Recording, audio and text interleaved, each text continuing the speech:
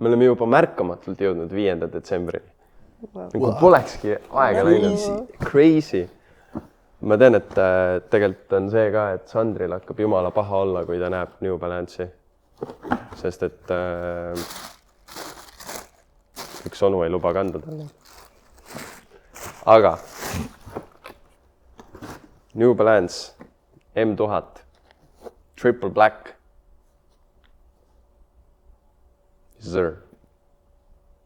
Valged paelad saab kaasa.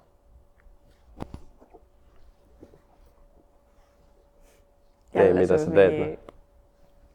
Äkki sa võtad need kindad ära? Aga äkki ei võta? Toode.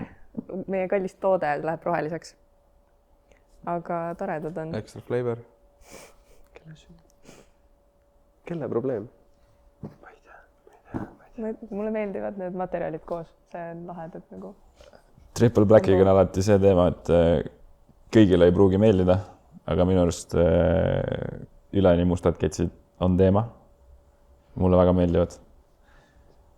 Tulles selle New Balance'i teema juurde, siis mul süda ei lähe pahaks, ma lihtsalt eelistan neid mitte kanda. Eelistad seda teist N-tähega brändi? Jah, võib ka nii öelda. Fun fact, kui ma mingi 13 olin, siis ma arvasin, et New Balance'id on mingid odavad Nike'id. Tere tulemast paati, selles suhtes me kõik, ma arvan, väiksena.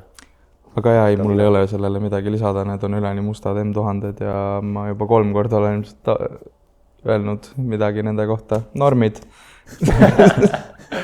Norm. No, come on, 5. dets, ilmun siit, Triple Black Gates.